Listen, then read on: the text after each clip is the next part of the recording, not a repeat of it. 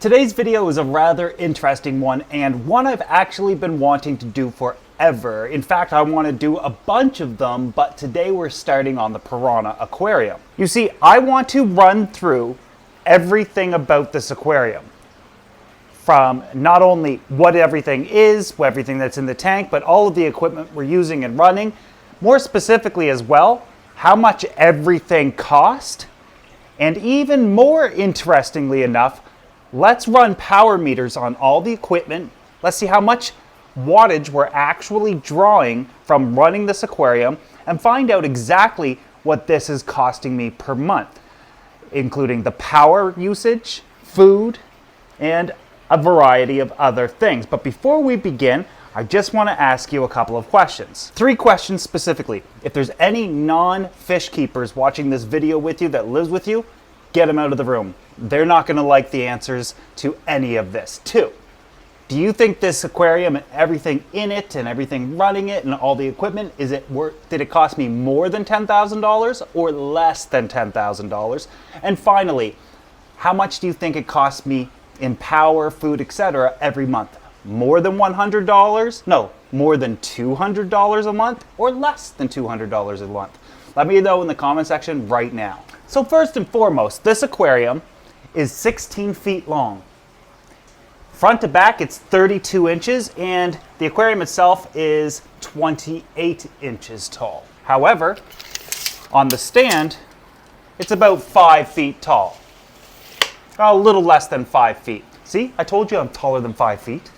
And if we used those calculations alone to find out how many gallons this would be, we would take the length, the width by the height in no particular order, but do it in inches. So for example, 16 feet is 192 inches. It's 32 inches front to back. It's 28 inches tall. If we multiply 192 by 32 by 28, and we'll divide it by 231 because there's 231 cubic inches to a gallon of water, we'll get how many gallons this is, which would be like 771 gallons, which is pretty enormous for an aquarium you build by yourself. The impressive part is, in my opinion, the length of it and the complexity of the build that we had to undertake. We're going to come back to gallons here in a minute.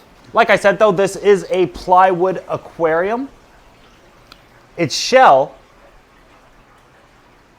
was built with 2x4s, and then on the inside wrapped with 3/4 inch birch plywood.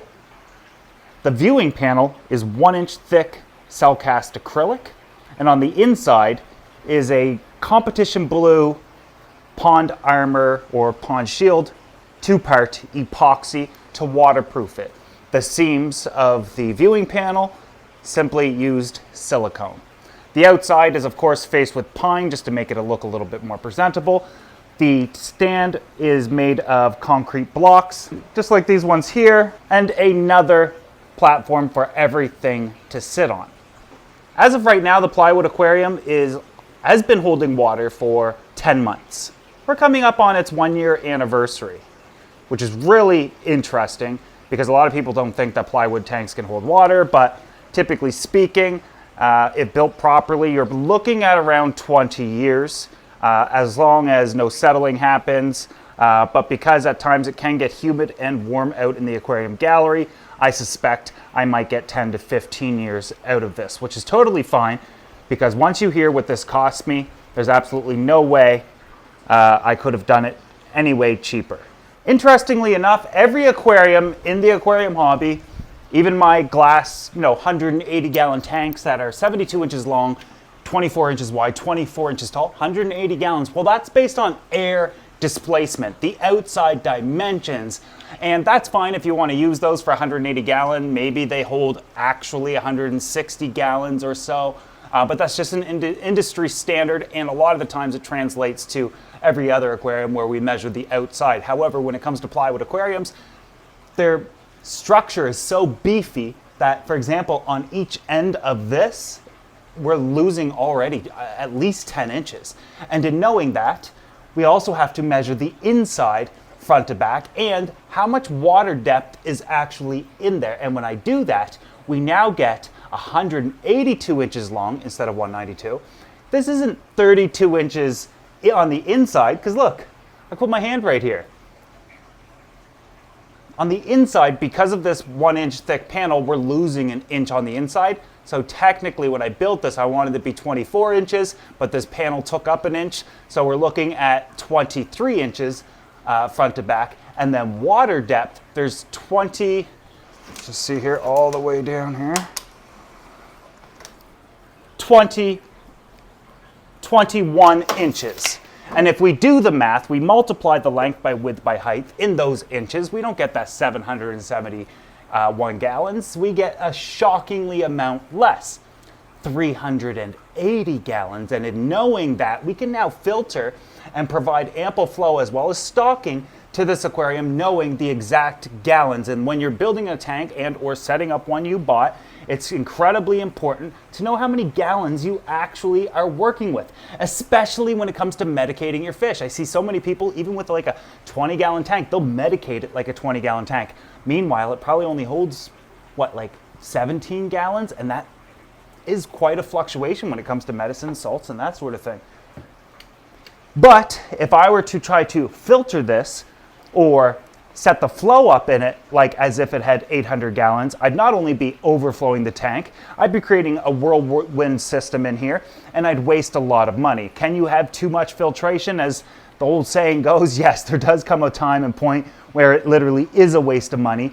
The bacteria that your filter is going to hold is 100% dependent on the inhabitants of the aquarium. So regardless of if I had 50 different filters on here, I'm probably only going to produce enough bacteria for maybe 2. But knowing that there's less than 400 gallons in here, 380, I'm able to size the filters properly. And that's what we're going to look at right now. Plumb through the sides here, as you can see, well, this is the intake with a bunch of plants attached to it, but the output's right there. This is a pump that we'll talk about here in a second. And it comes right here through the back, goes under the tank. See, I hard plumbed canister filters. These are Fluval FX6s, rated for up to 400 gallons, do around 900 gallons per hour, using approximately 27 watts of energy to run themselves. I have 3 issues with this. 1, I don't think it could handle a 400-gallon tank. I believe that it could handle a 200-gallon tank, depending on the stocking of the aquarium. However, it could maybe do a 400 if you had a few tetras in there or something, but it all depends on the aquarium itself. I like to cut the ratings for aquarium canister filters in half just to be safe. So if I got 2 of these, 200 times 2 would give me 400 gallons. This is 380. I'm getting around 900 gallons of flow out of this. I'm probably getting closer to 4. So in all actuality, I'm only really getting a turnover rate of maybe 2 to 3 times an hour with both canisters. One's on that end down there, and one's over here with the canister filter right here. Same idea though, and we can see it a lot easier. Inputs here, outputs there. I always recommend, depending on the size of your plywood aquarium, you might just want to plumb inline a large canister filter. Now, I don't believe just running the canister filters on this aquarium is going to be enough flow, so I added in more flow to the tank. So we're going to circle back on them in a moment, but one of the things, since we're already talking about the Fluvals, is simple.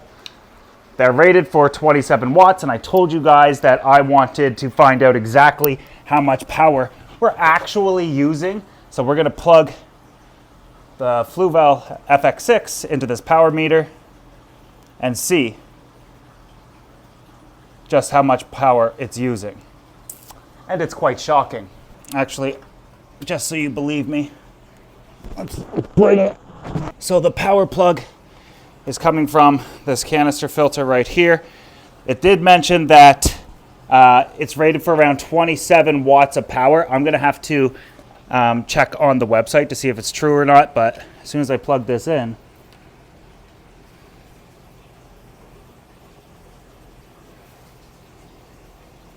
I'm seeing a startup of 45.8. That could just be its initial startup, but it's not dropping. 45.5, 45.8. Oh, I see what happened. See, when I type in Fluvel FX6 watts, it'll come up, and I just seen this 27 watts FX6, and then but if you click it, you come to this page, and you can do the comparison, and that's what it actually says 43 watts. The 27 watts is for the FX2. Good. 43 watts though. Okay, so its initial startup happened, and one of the things that the FX6 does is it starts up, and then a few minutes later it shuts off for about 60 seconds to purge any air bubbles or whatever. And I believe it does it every 24 hours. Let's give this a second. Okay, so rated for 43 watts, and here we go again with that 45.8, so 45.5. So a couple of watts, 2 to 3 watts higher than advertised. Not that big of a deal, 2.5 watts, but this is something that runs continuously, 45 watts continuously, times 2. My power bill's gonna jump up real fast. Now, if I ran just the canister filters alone, I wouldn't have enough circulation in this aquarium. I'd have a lot of dead zones, some cold zones, plants wouldn't be getting enough flow. So I did add in a pair of Ecotech Vortec MP40s. I know this is upside down, but these have controllers that I can control however I want to a max flow of around 4,500 gallons an hour using a max of 38 watts. These are good for 50 to 500 gallons. I like being able to adjust it at the first because when I initially plant new plants, I don't want them blowing everywhere. So I've just turned that one up a little bit. Look at how the kabamba's doing. We'll circle back. I'm getting some algae in this tank again, but I've increased the lights. I'm gonna have to lower how long the lights are on for, or add CO2, but it's gonna have to be one of the two. Anyways, let's see how much watts this is actually taking. So at the settings that I have it at, which is blowing pretty good, we're using around 7 watts, 6 watts of power. The reason why this is going to fluctuate is, I'll show you, it's going to go down to 5 watts, 3 watts, 4 watts, and then it'll boost back up to that 8 watts, is because I've got it on a setting where it's only going to go up to maybe 40% maximum power, and then see how it's kind of coming on. It's not just a constant blow, it's slowing down a bit, speeding up, slowing down, speeding. More natural water flow in the aquarium, and that's just one of the many settings that it has. The other one's identical. Oh, now it's up to 13 watts, maybe upwards of 14. Yeah, 13 is the max it goes before it drops down. I could blast it all the way here, but I'll blow my plants everywhere in the tank. So I'm going to call this 13 watts. So when it comes to the filtration and biological filtration, we're using a pair of FX6 filters rated for 400 gallons apiece. With those ratings cut in half like I like to do for canister filters, we've got 400 gallons worth of filtration capacity. We have 380 gallons. We've got these pumps running at around 40% capacity, meaning that I'm getting around 1,800 gallons an hour out of each, maybe 400 gallons an hour out of each of the FX6s, even though they rated for 920. With hoses connected and absolutely no media, they're advertised at closer to 630. Film full of media, let it age a little bit, you're definitely going to get closer to 400. So in total, that means I'm running around 4,400 gallons an hour of water circulation in this aquarium, which is relatively ideal, but I might pick it up just a little bit more, which means I'll have to use a little bit more power, but those Ecotech Vortex are just so economical, they're just not cheap at all. But our turnover rate for 4,400 gallons in a 380 gallon system is almost 12 times an hour, which seemingly does really well. For most aquariums, I like to have a turnover rate between 6 and 12 anyways, but because this tank is so darn long, that higher number of 12 is definitely needed so we can actually push the water all the way down here. Because this tank is flat up against the wall, we can't really have any plumbing behind it. As for lighting, there's 3 different types up here, and I'll explain why. I've recently shut this off. bought a bunch of these Amazon Lumi lights. They're actually really nice. They only have a little app controller or a little button on them to turn them up, turn them down, turn them off, turn them on type of thing. And I bought 6 because if you don't know, we've got 6 openings. There's a brace here, here, here, here, here, here. So I got 6 to go in the middle, but they're just not bright enough at all. And they're rated for 30 watts, and that's the next thing that I really want to check to see if are they actually using 30 watts. But they are cheap, so even if I'm using more than that, that's not that big of a deal. Again, I'm not trying to review this aquarium and or give you an entire amount of details. This is just an essential breakdown of what everything is, why it's that way, and of course, how much wattage is it actually using, because I want to find out what this tank specifically is doing to my power bill. All right, so that light turned back on, and we're using 18 watts. So it says it's a 30 watt LED, we're getting 18 watts. Let's call it 19, we're gonna round up. We're just gonna test with a power meter, see what we're getting with that. I'll put it all the way to the front so I can measure all the way to the substrate. And what you're looking for with at least plants like this is around probably 50 per. And with these lights sitting directly on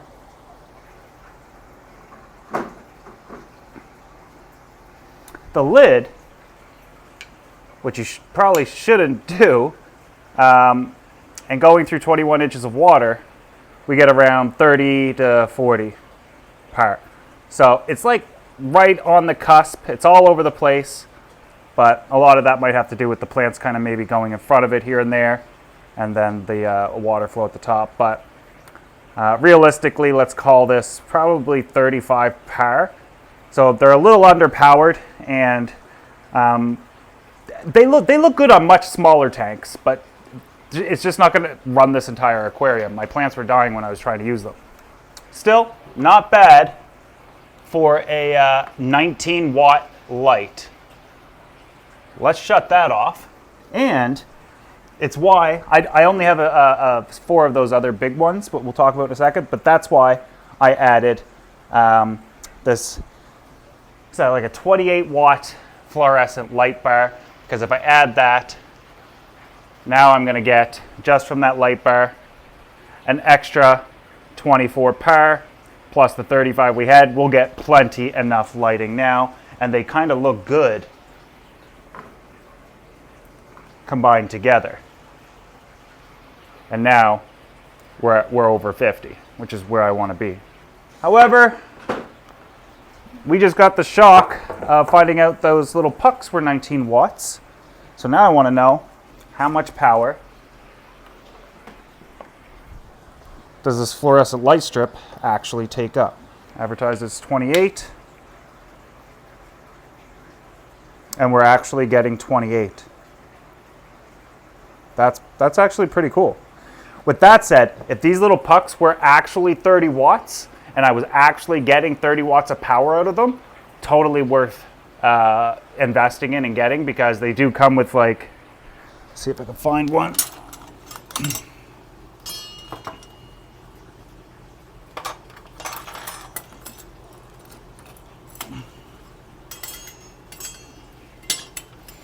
Like these metal support systems that go above your tank so they don't have to sit on top of it. This kind of clips in, goes on your tank like this. And, well, you can look them up. Lumi 30 watt aquarium light. They're on Amazon. That, not fluorescent, but that shop light being actually 28 watts is really cool. And the difference between the two is this industry is regulated differently than this industry, especially when it comes to advertising and marketing. The next light we have on here are these Hygger, what are they called? Hygger Max Pro Plant Light. 60 watts is what they're advertised for. They have a really good color. In person, they're a little pink, but it is a pendant style. And you might think these are cheap, or when I'm looking at them like this, I have no light spill in the room. I was able to hold this. This is not even, it's barely warm. Its light holder is pretty cool, but I think I'm going to transfer all 4 of these to the 2000 at some point, and I might put all of these lights back on here with shop lights because I kind of like the look a little bit better. Like, it's a little bit more brighter. I don't know, what do you think? It's actually kind of difficult to tell, but on camera. But in person, I would say that these lights are more pinkish color, but it's more due to plants. However, because of their cost, because of how bright they are, and because in the 2000, I'm not trying to grow plants, I just need some cool looking lights. The further up these are, like you can see, it's spotlight here. The further up I put these, the broader the light that it's gonna project down. I've already tried them on the 2000 and they looked super cool. So I might end up putting them over there, but they say these are 60 watts, so let's find out. Again, not trying to expose anything or be a jerk up to anybody. I just want to know how much everything's costing me, and this is the perfect way to do it. So I like them, these Hygger lights, because they're literally just plug and play. They've got a little clicker on-off switch, and that's it. They don't have Bluetooth. You can't adjust the lighting or the spectrum or how many watts you're using. You just flick them on. That's it. And I know that some people want a little bit more control, but for me, the more control I have, the more I screw things up. Okay, it's on. And we're drawing 56 watts, 56.5. These are called the 60 watt version. Oh, 56.8. Maybe it takes a second for them to warm up or something. But as you see, it's just on and off. So 56.5 is what we're gonna go with. That's a lot more accurate than them Lumies. And makes you feel a little bit better for the power bill. I gotta record this, 56 watts. And then of course, we gotta know the power on these lights. Let's check this one. Directly under it. I don't know if you can see from over there, but we're getting 60, 65 power. So these lights, these Hygger lights at 60 watts are working fantastic. I'm getting 60 power over there, and then with those two combined, I'm still getting 60. So it's kind of gonna come down to, and we're getting, what are we using? 28, so 34. We're using similar amount of wattage as well. It's just gonna come down to what do we like for color and looks on this tank. Let me know what you think. As for price, which one do you think is the more expensive? This combo or one of those? And that comes with the whole hanging kit. Anyway, so that's the basic breakdown of the aquarium, how it all works, what it all is. I now want to jump into what's in it. So we're using an aqua soil, and we can see a little bit right here. It's that brown balls. It's great for aquatic plants, and on top of it is just pool filtration sand. These are river stones that I collected from Salmon River. I live in Salmon River, Nova Scotia, which is, you know, a sub-community of Truro, Nova Scotia in Colchester County. Not that any of that matters, but I literally got these from a river called Salmon River, which is funny. But so those are all kind of free. On either side of this tank, it's identical. I'm gonna move this big old rock out of the way. It's just like a rock pile that comes down. Now, one of the things that I mentioned is in my last videos is I want to add in some more wood. And it's just kind of soaking in here still. So we might add in wood to there here shortly. As for plants, we can start on one end and work our way down because they're identical. This is Kabamba Green. It's not doing so well on this side. Maybe we do need to start over here, as it is over on this side. But you'll also notice a couple strings of Valisaria. I'm trying to get it to grow. I've never been successful with Valisaria in any of my aquariums, so we'll have to just see what happens long term. We also have Cryptocorin Brown, Cryptocorin Green. We have Dwarf Sagittarius, as well as Cryptocorin Brown kind of growing in amongst it. This is Cryptocorin Brown right here. Very cool looking plant. More Kabamba, and that's essentially it for plants. Oh, and then we have some Anubias here and there. That's a big old one. As for stocking, currently there's 23 red belly piranha, and still is. That's how many there was when we added them in. All of them are at least 6 inches long. I know they might not look big on camera. Look, he got his chin bit. Jeez. Long-term plans, of course, I want to add in some wood. Hopefully these kabamba grows in and gives these cardinal tetras places to find refuge and dart and get away from the piranha if they do kind of try to predate on them. And I'd like to add around 50 of those into the tank. But now I think we should get into expenses. What did the tank cost me? What did everything inside of it cost me? Equipment. And then finally, how much does it cost me to run this per month in electricity and food? And to be fair, I'm just looking at the timestamp on this camera. It's backwards for me, but it's like right here for me. And it looks really, really long. I think I'm going to do this in 2 parts. One is just a breakdown on how all of this works, all of the equipment, and kind of a tour of the tank. And part 2 will be the cost breakdown, and I'll put them out back to back, one day after the other. I'm probably putting this one out tonight, and then the part 2 will come out the very next day. So you won't have long to wait, but I won't also have to edit and render for 2 or 3 days just for when I can put them out back to back and be more enjoyable, because some people just want to see how much everything costs. Others just want to see all the equipment and how it all works. But this tank is interesting. So let me know what you think. I'll give you, do you think this tank in total cost, and I'm talking the fish, the plants, the substrate, the filters, the lights, the pumps, you name it, the tank itself, all equipment took me to build this. Not the tools or whatever, but everything you see before you. Do you think it cost me more than $10,000 or under $10,000? My electrical bill and food bill per month, do you think it's over $200 a month or under $200 a month? What I will say is that I'm assuming this tank by far draws the most power out of the entire aquarium gallery, simply because it's such a long tank and so difficult to light. For example, if this was just common dimensions, I'd probably only need like 3 of these lights, maybe a couple shop lights or something, and call it a day. But because it's 16 feet long, there's so much to light. Yeah, I love this tank. And it's just going to get better and better and better and healthier and healthier and healthier. But we're having like little algae spurts, little problems here and there. And one of the things that's going to help me is I'm going to add CO2 to this tank for a couple of months and then slowly dial it back and then take it off. It's just to get a nice burst of growth out of the plants. But piranha are doing fantastic. Yeah, I don't know. I think I like these lights on them. The shimmer is just crazy in person, especially against the fish. Look at them all packed up here, right there. Anyways, if you enjoyed this video, make sure you give it a thumbs up. I look forward to your guesstimates. I'll see you guys in the next video. Oh yeah, make sure you subscribe as well.